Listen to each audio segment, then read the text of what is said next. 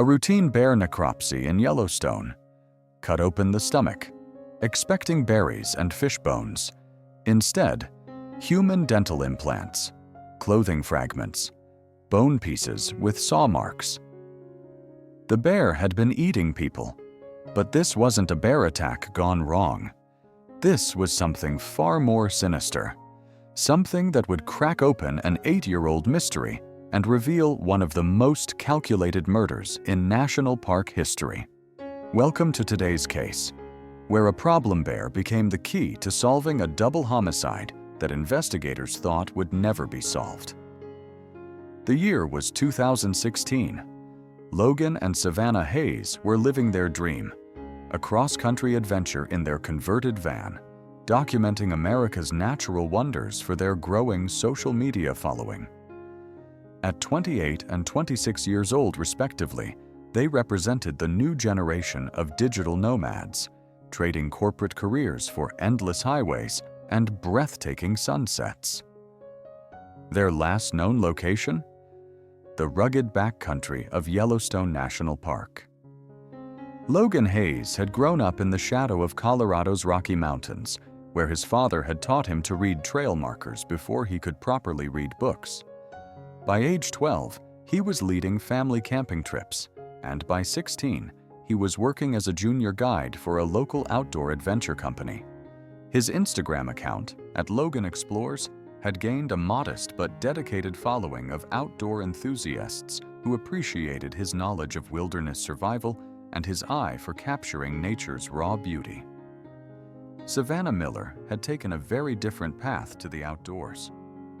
Raised in suburban Columbus, Ohio, she had been on track for a traditional corporate career after graduating with a business degree from Ohio State. But during her senior year, she joined the university's outdoor recreation club on a whim, and that decision changed everything. It was there she met Logan during a rock climbing workshop he was teaching as a visiting instructor. Their love story played out against a backdrop of mountain peaks and forest trails.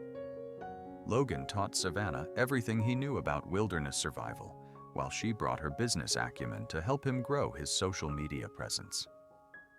Together, they created Adventure Hayes, a joint account that documented their increasingly ambitious expeditions across the American West. By 2016, they had saved enough money to purchase and convert a 1995 Ford Econoline van into their mobile home. Logan handled the mechanical aspects, while Savannah designed the interior layout and managed their growing brand partnerships with outdoor gear companies. The van, affectionately named Wanderer, became their home, office, and base camp, all in one. Their journey to Yellowstone was meant to be the crown jewel of their summer adventure series. They had spent months planning the trip, researching the best backcountry locations for photography and camping. Logan had even reached out to park rangers to ensure they would be following all regulations for their extended stay in the wilderness areas. Their final social media post, uploaded on July 15, 2016, showed them setting up camp near a remote section of the park's northern wilderness. The image captured Savannah's radiant smile as she arranged their camping gear, with Logan visible in the background adjusting their tent. The caption read, "Sometimes the best Wi-Fi connection is no connection at all. Going dark for a few days to really disconnect and soak in this incredible landscape. See you soon with some amazing content." The post received hundreds of likes and dozens of comments from followers eager to see their Yellowstone content. But those few days of planned silence turned into weeks, then months, then years. When Logan and Savannah failed to check in with their families on July 20th as planned, initial concern quickly escalated to panic. Both had been religious about maintaining contact during their travels, knowing their adventures often took them to remote areas with limited cell service. Logan's parents, Michael and Janet Hayes, tried calling repeatedly before contacting Savannah's mother, Patricia Miller. When they confirmed that neither family had heard from the couple, they immediately contacted Yellowstone's emergency services. The search operation that launched on July 22nd was massive by national park standards. Chief Ranger William Morrison coordinated teams that included park rangers, search and rescue specialists, local volunteers, and even military personnel from nearby bases. They combed over 2,000 square miles of some of the most challenging terrain in the American wilderness. Helicopters equipped with thermal imaging cameras swept the canopy, while ground teams followed every trail and deer path. Bloodhounds tracked scents from the couple's abandoned van, but the trails always seemed to disappear at rocky outcroppings or stream crossings. The search expanded to include neighboring forests and even extended into Montana's wilderness areas. The discovery of their van on July 24th provided both hope and frustration. Wanderer sat exactly where Logan had indicated it would be in his last message to his parents, at the Specimen Ridge trailhead. But the condition of the van raised more questions than it answered. All of their expensive camera equipment remained untouched. Savannah's purse sat on the passenger seat with her wallet, credit cards, and nearly $800 in cash still inside. Logan's backup hiking boots were still in their designated spot, and his detailed trail maps showed no markings indicating where they might have planned to go. Most puzzling was what appeared to be the preparation for a short-day hike. Only their lightest backpack was missing, along with 2 water bottles and some energy bars. Their heavy camping gear, sleeping bags, and multi-day hiking supplies all remained in the van. It suggested they had intended to return the same day. The search intensified around the Specimen Ridge area. This region was known for its challenging terrain, but also its incredible wildlife viewing opportunities. Exactly the kind of location that would appeal to the adventure-seeking couple. Teams searched every canyon, every hidden valley, every possible route they might have taken. Local wildlife experts joined the search, concerned that the couple might have encountered the grizzly bears and wolves that frequented the area. But searches around known animal dens and feeding areas yielded no clues. Even more confusing, there were no reports of aggressive animal behavior in the area during that time period. As days turned to weeks, the search operation gradually scaled back. The official intensive search ended after 30 days, though park rangers continued to follow up on tips and conduct smaller searches for months afterward. The case was transferred to the FBI's Missing Persons Division, where it joined hundreds of other unsolved disappearances in America's national parks. For the Hayes and Miller families, the lack of answers was devastating. Michael Hayes took extended leave from his job as an engineer to personally search remote areas of the park. Patricia Miller organized volunteer search parties and maintained a social media campaign to keep the case in the public eye. The not knowing is the worst part, Patricia told reporters 6 months after the disappearance. If there had been an accident, we would have found something. If they had gotten lost, Logan was too experienced to not leave some kind of trail. It's like they were just erased. Fast forward 8 years to 2024. Yellowstone's wildlife management team had been tracking a particularly aggressive grizzly bear for several weeks. The massive male, estimated at over 600 pounds, had become increasingly bold around human activity areas. The bear, designated as Bear 747 by wildlife officials, had first come to their attention in early August when campers at the Bridge Bay campground reported a large grizzly that had boldly approached their site in broad daylight. Unlike typical bear behavior, this animal showed no fear when campers made noise or tried to appear large and intimidating.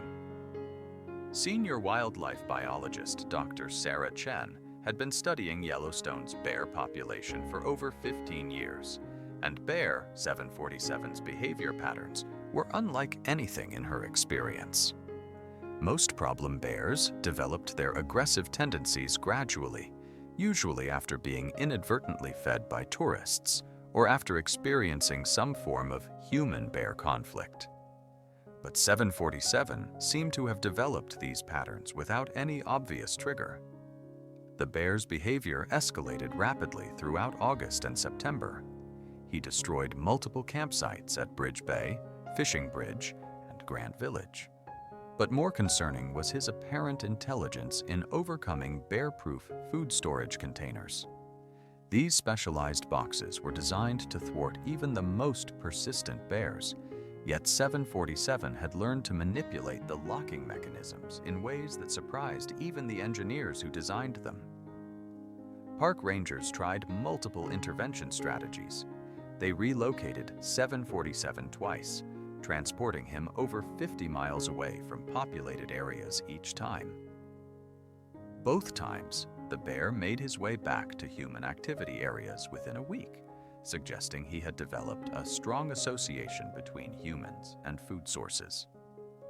Aversive conditioning techniques were attempted next. Rangers used rubber bullets, loud noises, and even pepper spray to try to reinstill the bear's natural fear of humans. These methods had proven successful with other problem bears, but 747 seemed almost immune to these deterrents. If anything, his behavior became more aggressive after each encounter. The situation reached a critical point in mid-September when 747 charged a family of hikers on the Storm Point Trail.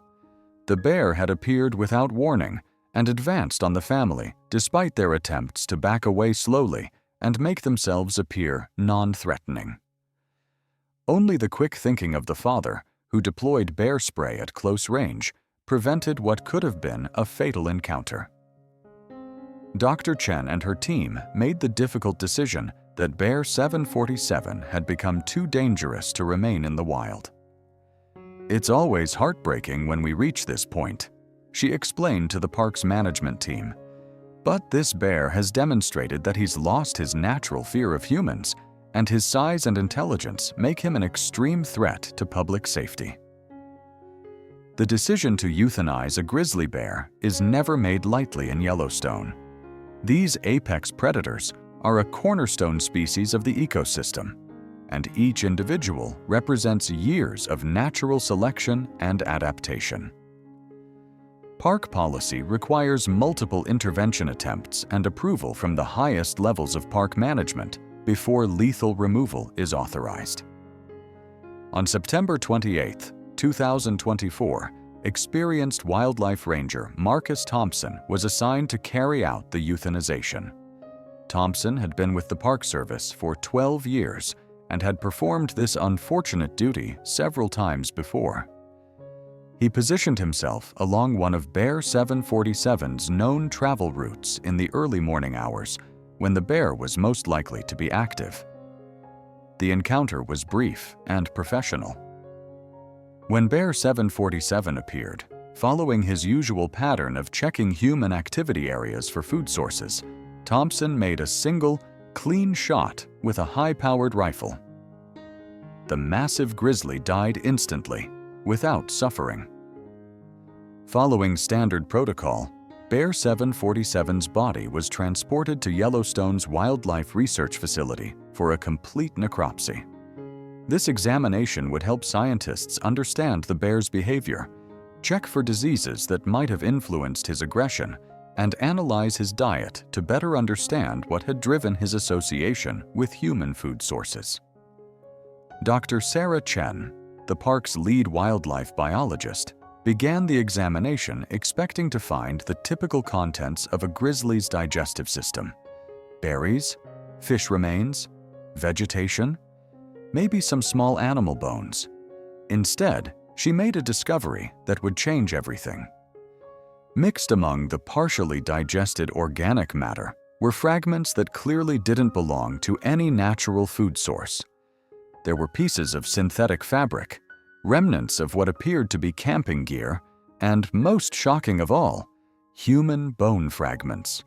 But it was the small metallic object that stopped Dr. Chen cold: a dental implant, still partially intact after years in the bear's digestive system.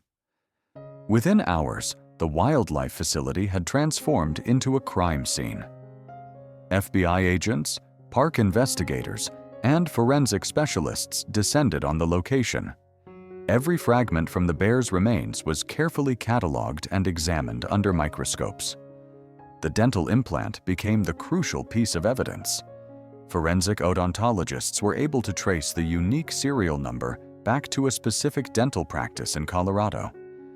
The records showed it had been installed in a patient named Logan Hayes in 2014, just 2 years before his disappearance. The realization hit investigators like a thunderbolt. The remains inside this bear weren't from some unknown victim. They belonged to Logan Hayes, the missing hiker whose case had baffled authorities for nearly a decade. The forensic examination of the dental implant took 3 days of intensive analysis. Dr. Rebecca Martinez, one of the nation's leading forensic odontologists, was flown in from Denver to examine the artifact. Her expertise in dental identification had solved dozens of cold cases over her 20-year career. The titanium implant bore a microscopic serial number that was barely visible even under high-powered magnification. These numbers serve as unique identifiers, allowing investigators to trace an implant back to its manufacturer, then to the distributing dental supplier, and finally to the specific practice where it was installed. The trail led to Rocky Mountain Dental Associates in Boulder, Colorado. Dr. James Peterson, the practice's senior partner, confirmed that the implant had been installed in July 2014 for a patient named Logan David Hayes. The dental records were complete and detailed, including X-rays that perfectly matched the recovered implant. When FBI agents informed Dr. Peterson that the implant had been recovered from inside a grizzly bear in Yellowstone, the dentist was stunned. "Logan was one of our most memorable patients," he recalled. "He was getting ready for his wedding and wanted to make sure his smile was perfect.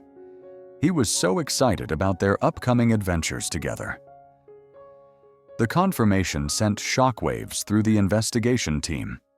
After 8 years of searching, they finally had concrete evidence of what had happened to Logan Hayes.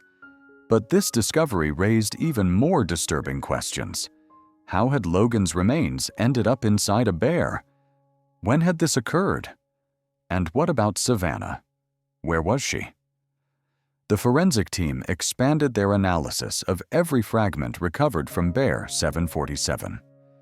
Using advanced techniques including DNA analysis and spectrographic examination, they began to piece together a horrifying puzzle. Additional bone fragments were confirmed as human, and some showed clear evidence of tool marks, cuts that were too precise and clean to have been made by animal teeth or claws. More shocking revelations followed. Among the fabric fragments were pieces that matched descriptions of clothing Logan and Savannah had been wearing in their final social media posts.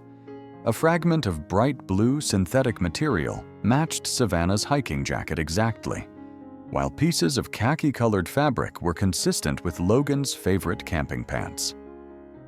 The investigation took on new urgency as the scope of the discovery became clear.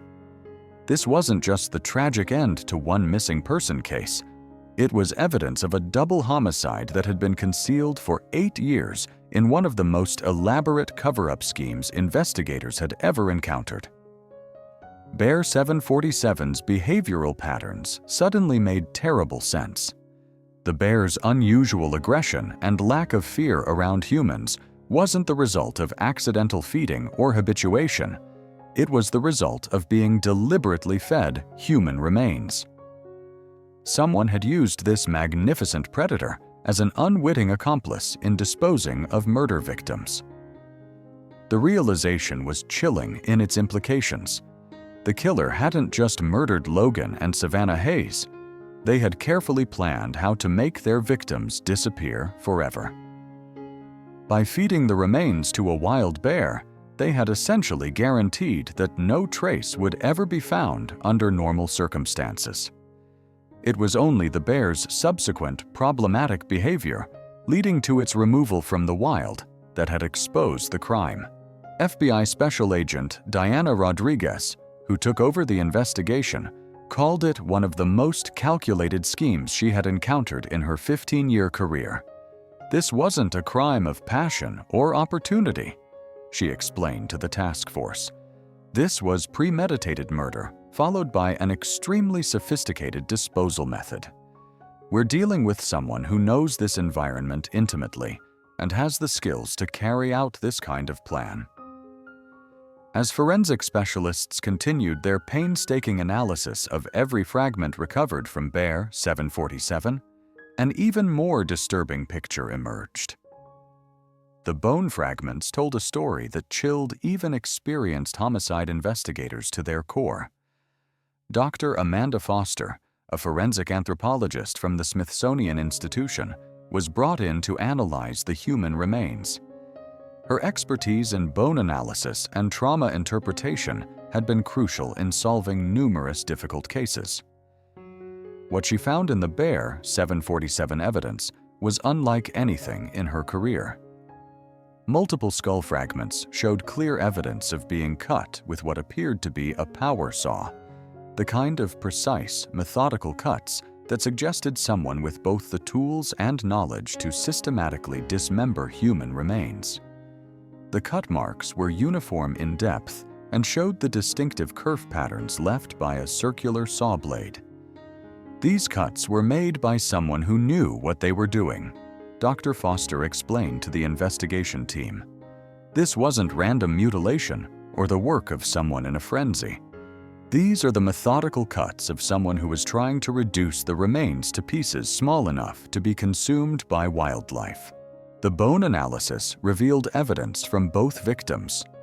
While Logan's dental implant had provided definitive identification, Savannah's remains were identified through DNA analysis of bone fragments. The advanced decomposition and animal digestion had destroyed most genetic material, but forensic scientists were able to extract enough DNA from tooth enamel to make a positive identification. Most disturbing was the evidence of what had happened to Savannah's skull. Several fragments showed saw cuts across the cranium in a pattern consistent with someone attempting to open the skull cavity. The precision and location of these cuts suggested someone with anatomical knowledge, or at least access to information about human anatomy. The systematic nature of the dismemberment pointed to careful planning and preparation. This wasn't a spontaneous act of violence followed by panicked disposal of evidence. The killer had taken time to methodically process the remains in a way that would maximize their consumption by wildlife and minimize the chances of discovery. Forensic analysis of the fabric fragments provided additional disturbing insights. The pieces were small and showed evidence of having been deliberately cut rather than torn by animal teeth or natural decomposition. Even the victim's clothing had been systematically destroyed to eliminate evidence. The investigation team began to reconstruct the killer's methodology.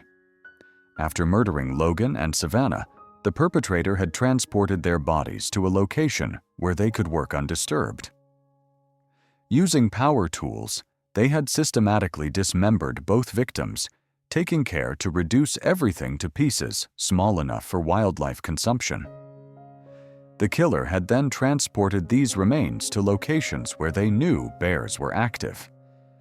Rather than simply dumping the evidence, they had apparently fed it to Bear 747 over an extended period, ensuring that every trace of their victims would be consumed and scattered throughout the vast wilderness of Yellowstone.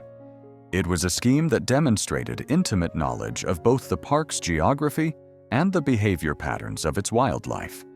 The killer knew where to find bears, how to approach them safely, and how to ensure the evidence would be consumed rather than cached or abandoned. The plan had worked perfectly for 8 years. If Bear 747 hadn't developed problematic behavior that led to his removal from the wild, Logan and Savannah Hayes would have remained among the hundreds of people who disappear in national parks each year, their fate forever unknown. But the investigation also revealed the killer's one critical mistake. By using a single bear to dispose of remains from both victims over what appeared to be an extended period, they had created a behavioral pattern in the animal that eventually drew unwanted attention. Bear 747's loss of natural fear and his aggressive pursuit of human food sources was likely the result of being regularly fed human remains, creating an association between humans and food that ultimately led to his downfall and the exposure of the crime. The investigation into Logan and Savannah's murder led authorities to focus on a man who had been living on the periphery of the Yellowstone community. Victor Hale, a 52-year-old handyman who had worked various odd jobs around the park area for nearly 3 years before the couple's disappearance. Hale's background revealed a troubling pattern of transient employment and social isolation. Born in Billings, Montana, in 1964, he had spent most of his adult life moving from job to job across the western United States. His employment history showed a consistent pattern of seasonal work at national parks, ski resorts, and remote construction sites, always positions that kept him away from densely populated areas. Park employment records showed that Hale had been hired in March 2014 as a maintenance worker for Yellowstone's Facilities Management Division. His job responsibilities included maintaining remote trail shelters, repairing backcountry signage, and performing general maintenance on structures throughout the park's less accessible areas. Supervisors described Hale as competent but antisocial. He was good at his job, especially the remote work, recalled former supervisor Tom Bradley. Victor seemed to prefer assignments where he could work alone for days or weeks at a time. He never caused problems, but he also never really connected with other employees. What made Hale particularly valuable to the Park Service was his extensive knowledge of Yellowstone's backcountry. He seemed to know every trail, every remote valley, and every hidden corner of the park's 2.2 million acres. This knowledge, which had made him an asset as a maintenance worker, now made him a prime suspect in a case that required intimate familiarity with the park's geography. The investigation revealed that Hale had extensive experience with power tools and construction equipment. His employment records showed certifications in operating various types of saws, including the circular saws that forensic analysis suggested had been used to dismember the victims. As a maintenance worker, he would have had access to such equipment through his job. More concerning were the reports from park visitors and employees who had encountered Hale during the summer of 2016.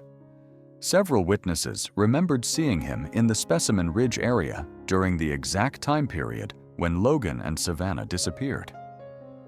A park maintenance supervisor recalled assigning Hale to repair trail markers in that region during the third week of July 2016. Forensic analysis of the fabric fragments provided additional disturbing insights. The pieces were small and showed evidence of having been deliberately cut rather than torn by animal teeth or natural decomposition. Even the victim's clothing had been systematically destroyed to eliminate evidence. The investigation team began to reconstruct the killer's methodology. After murdering Logan and Savannah, the perpetrator had transported their bodies to a location where they could work undisturbed. Using power tools, they had systematically dismembered both victims, taking care to reduce everything to pieces small enough for wildlife consumption.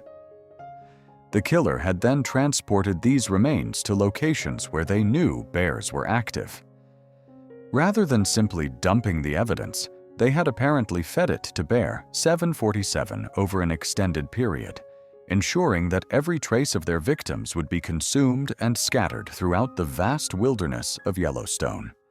It was a scheme that demonstrated intimate knowledge of both the park's geography and the behavior patterns of its wildlife.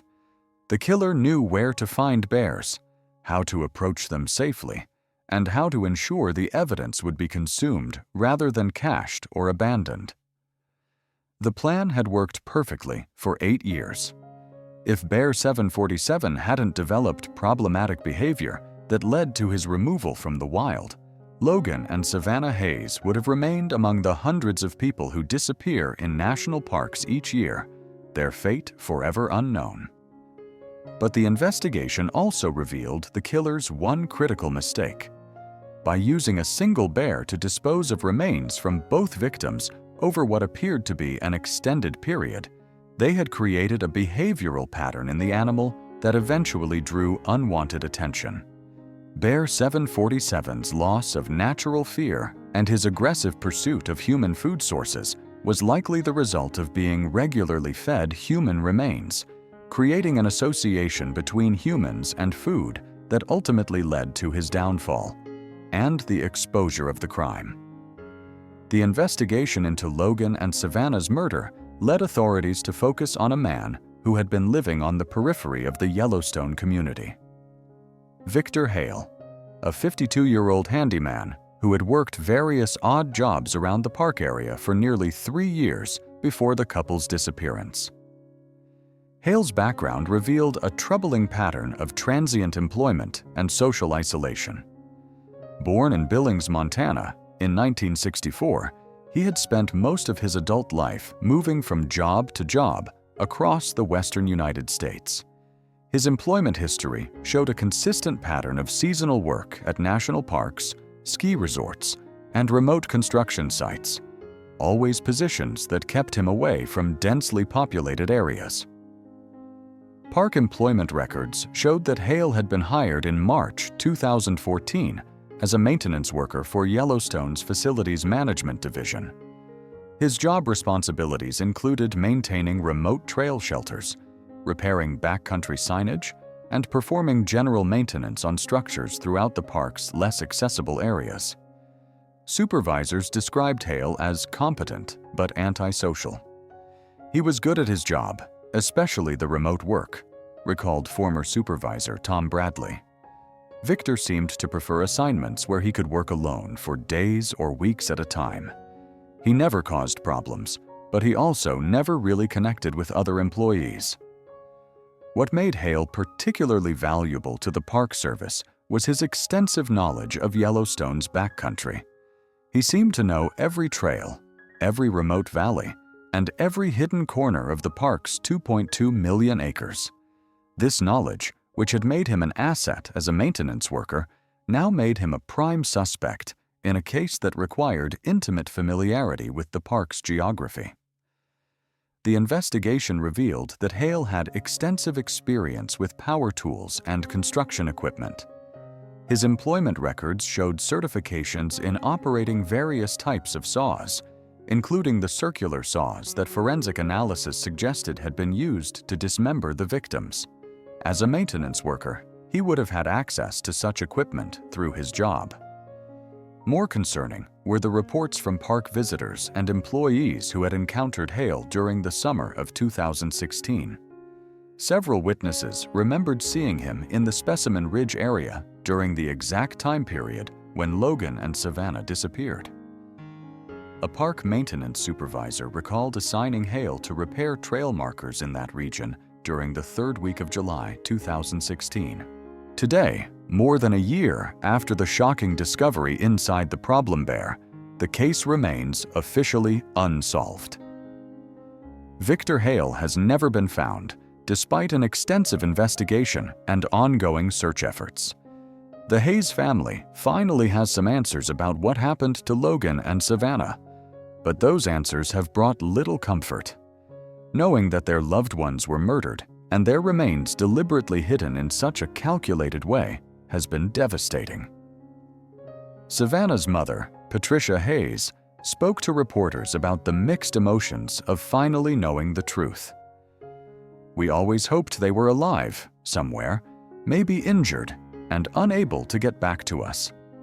Finding out they were murdered, it's not the closure we wanted, but at least we know they're not suffering anymore."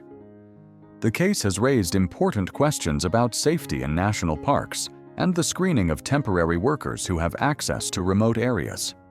New protocols have been implemented for background checks and monitoring of personnel working in isolated locations. Wildlife officials note that the case also highlights the complex relationships between humans and wildlife in these protected areas. The bear that consumed the evidence was simply following its natural instincts, unknowingly becoming part of a human drama that had nothing to do with the natural world it represented. Dr. Sarah Chen, the biologist who made the initial discovery, still struggles with the memory. "I've performed hundreds of necropsies on wildlife. You expect to find natural things, food sources, environmental hazards that might have affected the animal. You never expect to uncover evidence of human evil." Despite the wealth of evidence linking Victor Hale to the murders, many questions remain unanswered. The exact location where Logan and Savannah were killed has never been found. The murder weapons have never been recovered. Most critically, Hale's current location remains unknown.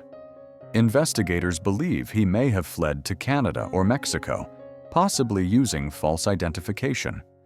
His skills as a handyman would allow him to find work in remote locations where background checks might be minimal. He could be living under an assumed name anywhere in North America. The case has also raised questions about other unsolved disappearances in national parks. Are there other victims of Victor Hale that authorities haven't connected to him yet? The FBI has reopened several cold cases from parks where Hale was known to have worked. Perhaps most chilling is the realization that Hale's plan nearly worked perfectly. If the bear hadn't become a problem animal requiring removal, the evidence might have remained hidden forever. Logan and Savannah Hayes would have remained among the hundreds of people who disappear in national parks each year, their fate unknown. The Yellowstone bear case, as it's become known, has had far-reaching impacts beyond just solving one mystery. It has changed how authorities approach missing persons cases in wilderness areas, leading to more thorough investigations and better coordination between agencies. The case has also highlighted the vulnerability of young travelers, particularly those who document their locations and plans on social media. Security experts now recommend that adventurous travelers be more cautious about sharing real-time location information online. For the Hayes family, the discovery brought an end to 8 years of uncertainty, but began a new chapter of seeking justice. They continue to work with authorities and maintain hope that Victor Hale will eventually be found and brought to trial. "Logan and Savannah loved the outdoors," said Logan's father, Michael Hayes. "They wouldn't want their story to scare people away from exploring these beautiful places, but they would want their deaths to mean something, to help protect other young people who share their sense of adventure." The investigation continues today. The FBI maintains an active case file, and Victor Hale remains on their most wanted list. Somewhere out there, a killer roams free, possibly planning his next move, possibly living quietly under a new identity. The wilderness of Yellowstone keeps many secrets. Some are beautiful mysteries of nature that fill visitors with wonder. Others, like the secret carried in the stomach of one problem bear, are darker truths that remind us that even in America's most pristine wilderness areas, human evil can intrude.